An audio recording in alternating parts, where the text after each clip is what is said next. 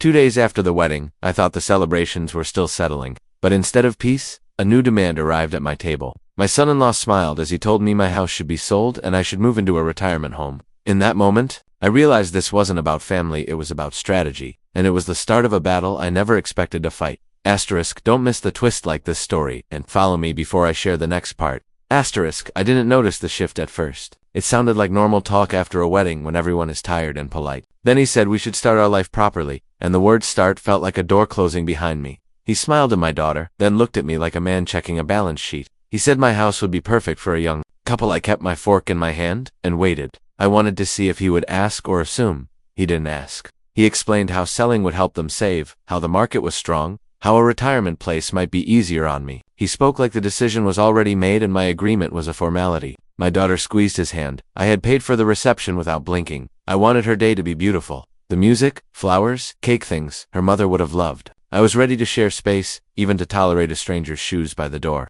I was not ready to be told to leave my own life. He took a breath, rehearsed, and smooth.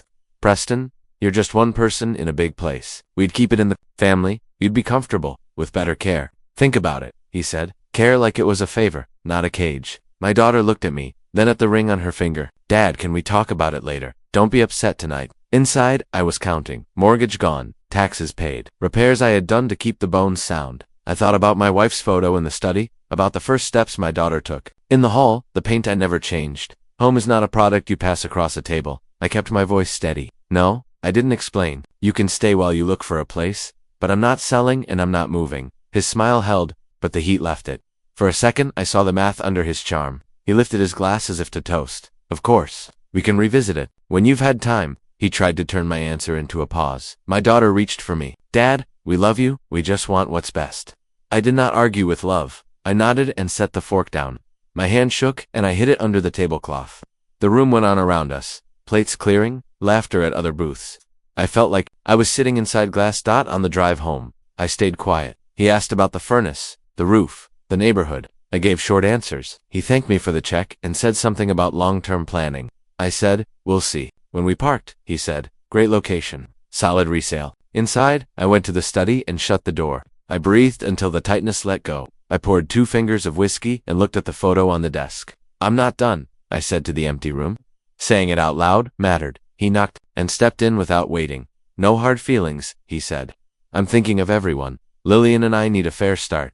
He stood near the shelves and scanned my books like inventory. We'll take good care of it. The word it made something settle. You can take care of your wife, I said. The house has me. He nodded as if we agreed. We'll revisit. Then he left, and I heard him laughing with my daughter. I washed the glass. I made a list. It was not for war. It was for clarity. Who holds the deed? Where the copies are? Which accounts link to what?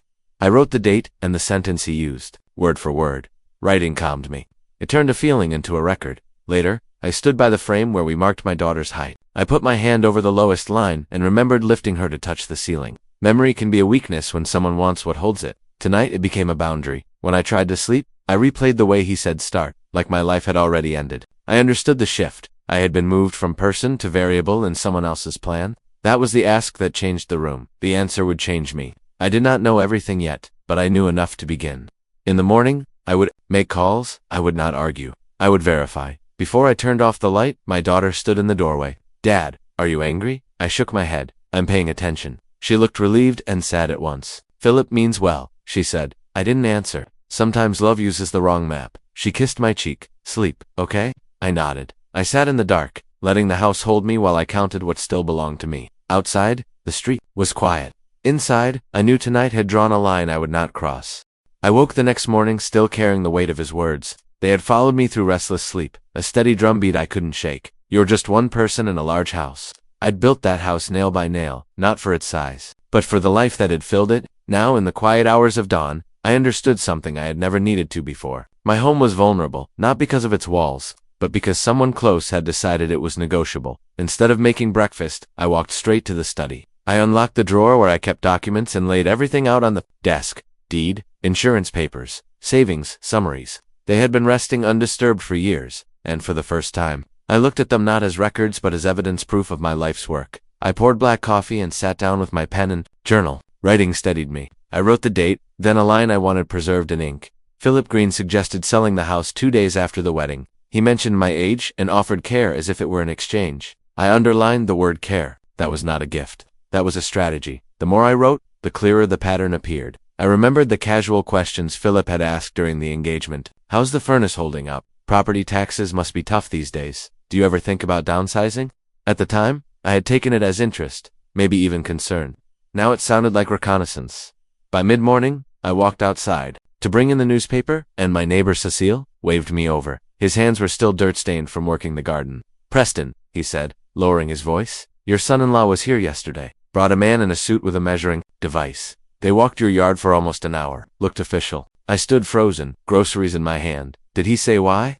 No, Cecil replied. Didn't look like a friendly visit. More like an inspection. That word inspection cut deep. My house wasn't for sale, yet it was already being treated like a transaction. I thanked Cecil and went back inside. My hands shook as I placed the groceries on the counter. I opened my laptop and the history told its own story. Search after search, typed while I'd been at the hardware store. Property appraisal services, quick sale companies, legal requirements for senior housing transfers. Each click was a fingerprint of intent. He hadn't just thought about it. He had planned for it. That night, I called Edward Lloyd, the lawyer who had helped with Margaret's estate. His voice was calm, the way it always had been. Preston, he said, write everything down, every detail. Don't sign anything, don't agree to anything, and keep your documents secure.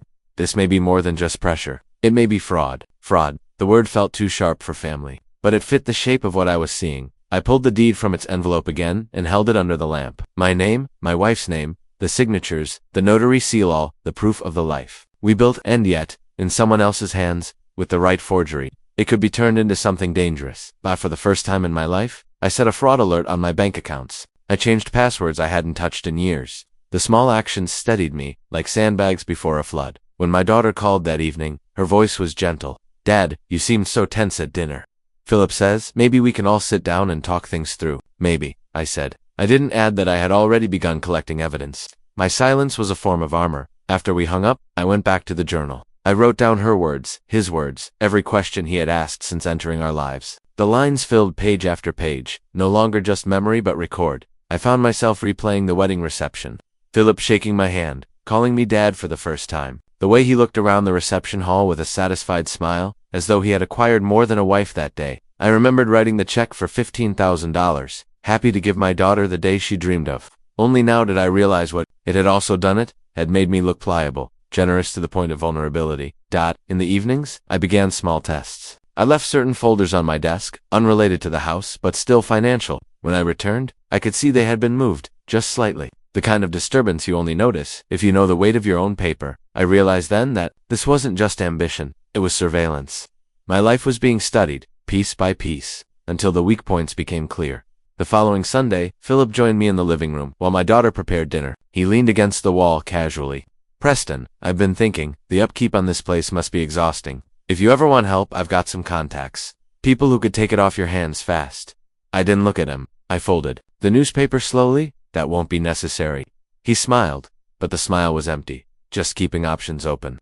Options, I repeated. I'll keep mine too. That moment stayed with me longer than I expected. He didn't push, not yet, but his eyes betrayed impatience, as if the schedule had already been written. I spent the rest of that night scanning documents, making digital copies, storing them in drives he didn't know existed. I wasn't paranoid, I was prepared. When I closed the safe, I looked around the study, the shelves, the chair, the photo of Margaret still in its corner frame. It wasn't just a house, it was my archive, my testament. Losing it would not be inconvenience. It would be erasure. As I turned off the light, I caught my reflection in the glass. I didn't look like a victim. I looked like a man taking inventory, and that's what I was doing, taking inventory of my life. Piece by piece, before someone else tried to claim it. This was no longer about courtesy, or even about family. This was reconnaissance, and I was the one being surveyed. But now, I had begun surveying back. I didn't tell anyone what I was doing. There are times when silence isn't weakness, but protection, and I knew this was one of them. The next morning I began with the banks. I changed my PINs, updated passwords I hadn't touched in years, and added layers of security most people never think about until it's too late.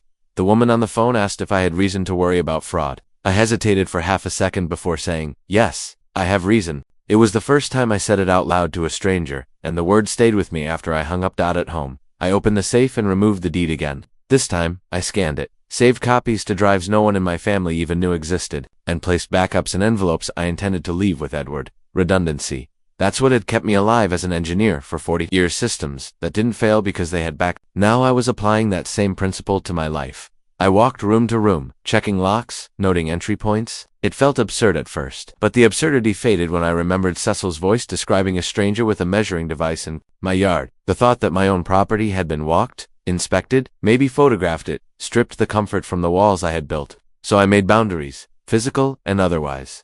At dinner that night, my daughter tried to make conversation about her classroom. Philip sat across from me, relaxed, as if nothing had ever been said at that restaurant. He asked about the boiler, about the roof, about the insurance policy that covered the house. Each question was wrapped in politeness, but it had weight. I let him talk. I nodded once or twice.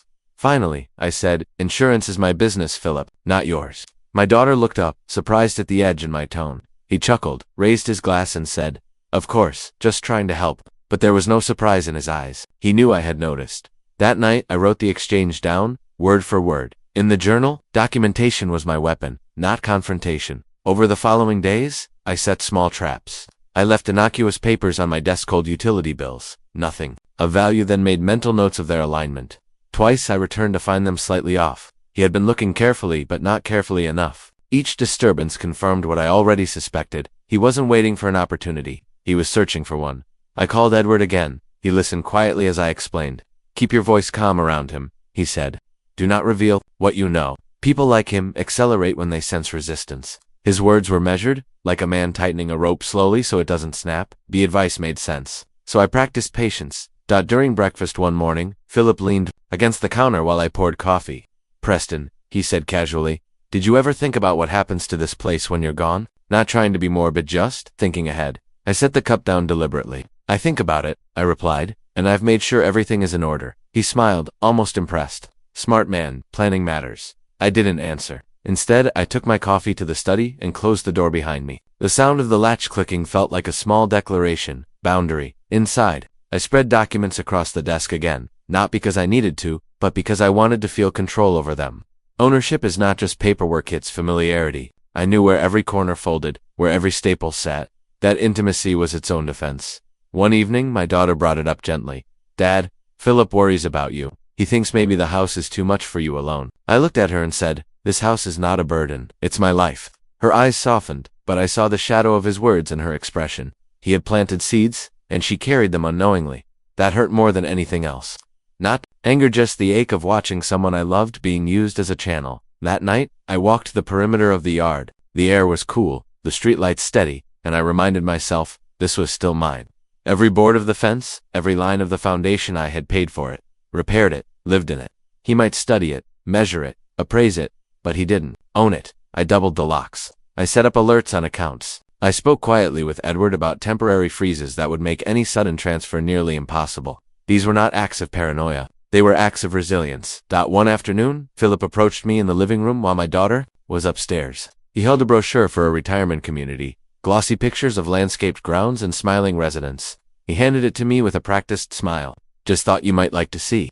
No pressure. I held it for a moment, then set it on the table without looking inside, not interested. His smile didn't falter, but his eyes narrowed just enough for me to see the calculation. "Fair enough," he said, turning away. After he left the room, I picked up the brochure and slid it into a folder with the other small artifacts of his persistence. Each one was evident. Each one was a breadcrumb for the file I was quietly building. By now, my routine had changed. I wasn't just living, I was recording, monitoring, preparing. The house became not only a home but a map of vulnerabilities. I was determined to close, and as much as it drained me, it also steadied me. Every precaution, every note, every copy, these were my backstops. They would not only protect me, they would expose him when the time came. When I locked the safe that night, I placed my hand on the metal door and whispered, "Not yet," because I knew the moment was coming. His pressure would turn into a push, and when it did, I would be ready. Boundaries, backstops, quiet preparations. That was my answer to him. Not confrontation, not arguments at the dinner table, but silent work done with patience. He thought he was studying me, testing me, measuring the edges of my life. What he didn't realize was that I had started measuring him too. The knock on the door came with the same confidence I had heard in his voice at the restaurant. This time, though, he didn't come alone. A man in a suit followed him, briefcase in hand, every step deliberate. Philip introduced him with a smile. "Richard Fox, licensed notary?" He said it like a flourish, as though the title itself would dissolve all suspicion. They walked into my living room with the assurance of men already certain of the outcome. Philip carried a manila envelope, and when he spread the papers across my coffee table, it was with the air of a host laying out a feast. Preston, he began smoothly, we've completed the sale of this house. The buyer is a wonderful family. You'll be moving to a senior facility, all arranged, no worries. I sat back in my chair, watching him perform. His tone was patient, even rehearsed, as if this were a conversation we'd already had, and agreed. Upon Richard sat beside him, pulling out stamps, seals, and forms that looked every bit official. Mr. Weaver, Richard said, these documents are fully legal and properly notarized. Everything has been handled. I leaned forward, studying the papers with care, though my heart was steady. Every line was crafted to look legitimate, every stamp designed to intimidate. But I knew what I was holding, a story written without my hand. I don't recall agreeing to sell my house, I said slowly. Richard's tone shifted to condescension. Sometimes elderly individuals forget important arrangements. It's common. The paperwork clearly shows your consent. Elderly forget consent. Each word chosen carefully, each one meant to frame me as unreliable. My hands folded together. On my lap.com against the storm he wanted me to believe in? Well, I said evenly, this is unexpected. Perhaps we should drive to the police station first, just to make sure everything is proper. For the first time, Philip's mask faltered, his smile thinned, his eyes hardened, and his fingers tightened on the papers. The police. Why would we need to go there? I let a pause hang in the room, heavy enough to draw his full attention. Then I said, because they're very interested in the information I sent them about your previous house sales. The air in the room shifted. Richard looked up sharply. Previous sales, he repeated, turning toward Philip. What's he talking about? Philip's jaw tightened. Nonsense. He doesn't know what he's saying. I stayed seated, unmoved. Phoenix, Denver, 3 other cities. Your pattern is documented. Victims in their 60s and 70s. Always widowed. Always with adult children who trust you. Richard's face drained of color. You never told me about other cases. You said this was clean. Shut up, Philip snapped, but his voice had lost its polish. The charm was stripped away, replaced with the blunt panic of exposure. I pressed the small device in my pocket, panic button Detective Miller had given me. Its vibration was subtle, but the sound of car doors slamming outside was not. Through the window, I could see unmarked vehicles positioning themselves at the curb. Officers moved quickly, quietly. Surrounding the house. Philip stood abruptly, scattering the forged documents across the table. This old man is confused. He doesn't know what he's talking about. I kept my seat, my voice calm. I know exactly what I'm talking about. And I know you picked the wrong engineer. The front door burst open, and Detective Miller stepped inside, 3 uniformed officers close behind. Their badges gleamed under the living room light. She didn't waste a second. Philip Green, you're under arrest for fraud, forgery, elder abuse, and conspiracy. Philip froze, the papers still in his hands. Richard raised his arms quickly, his briefcase sliding to the floor. I want to cooperate, he stammered. I didn't know about the others. I'll tell you everything. You're also under arrest, Miller said, her voice sharp. Your cooperation will be noted. Don't say anything, Richard, Philip shouted, but his authority was already gone. The officers moved fast, securing their wrists, preserving the scattered papers. As evidence, Philip made one last attempt at defiance, trying to rip the forged deed in half, but 2 officers stopped him before he could tear it. These are private family matters, he shouted, desperate now. No, Detective Miller said, collecting the papers carefully. These are felony crimes across multiple states. Through the window, I saw neighbors gathering on the sidewalk. Cecil stood in his yard, arms crossed, watching with quiet approval. The quiet suburban street had turned into a crime scene, and the community was witnessing the mask come off. One officer turned to me, Mr. Weaver, did these men attempt to fraudulently claim ownership of your house using forged documents? Yes, I said firmly. They used fake signatures, false seals, and intimidation tactics. Philip tried again. He's lying. I was helping him. He can't manage his affairs. He's confused. I looked at him steadily. The only confusion was yours, Philip. You thought I wouldn't notice? The officers pulled him toward the door, his wrists bound. Richard followed, already talking fast about names, addresses, accomplices. His betrayal was quick, but I barely heard it. My focus was on the weight that had lifted from my chest. Detective Miller turned back to me. Mr. Weaver, you did well. Every word they spoke in this room is recorded. It's over. I nodded, still seated, the papers scattered across my table like remnants of a battle I hadn't asked for but had prepared to fight. My daughter wasn't there to see it, and maybe that was for the best. She would have seen the man she loved unravel in front of strangers. When the door closed behind them, the house grew quiet again. Too quiet. Almost. I looked around the room, at the photographs on the wall, at the carpet where Margaret's chair once stood. My house was still mine, but the silence held something heavier to the knowledge that family could become strategy, and trust could become a weapon. I gathered the papers, stacking them into a neat pile for evidence. My hands didn't shake. They were steady, precise, the way they had always been when solving problems. Only this time, the problem wasn't mechanical. It was human. And it had just been escorted out of my front door. The courthouse smelled of polished wood and stale coffee. I hadn't been there in years, not since a traffic dispute in my 30s. Now, I sat at the back of the courtroom, watching the man who had married my daughter sit in an orange jumpsuit. His posture slumped, his charm stripped away. Trials don't move like television. They crawl. Papers are passed. Procedures are followed. The rhythm is steady, almost clinical. Yet beneath it, I felt every moment like a pulse. The prosecutor spoke first, laying out the case like a blueprint. Patterns across states. Multiple victims, the same sequence repeated again and again. Marriage, financial access, forged documents, eviction. As he talked, a timeline filled the screen. Names I had never known but who had lived through the same pressure I had felt at my own table. Then came the voices. Eleanor Martinez from Phoenix, trembling as she described being told her home had been sold without her knowledge. Robert Chen from Denver, describing eviction papers that bore a signature he didn't remember writing. Each testimony was a reflection of what might have happened to me if I hadn't noticed in time. I listened, pen in hand, jotting notes I didn't need. I wrote anyway. Words steadied me. Pattern, target, trust. Every note reminded me this wasn't a misunderstanding. It was design. When it was my turn to testify, the room grew still. The prosecutor asked me to describe what happened in my home the day Philip arrived with the notary. I spoke plainly, without flourish. He spread papers across my coffee table and said the house had been sold. He told me I would be moved to a retirement facility. When I suggested visiting the police station, his expression changed. That's when the officers entered. Philip's lawyer tried to paint it as confusion. Mr. Weaver, isn't it possible you misunderstood? Perhaps there was a genuine family discussion that became misinterpreted. I looked at him directly. Systematic fraud carried out across 5 states isn't a family misunderstanding.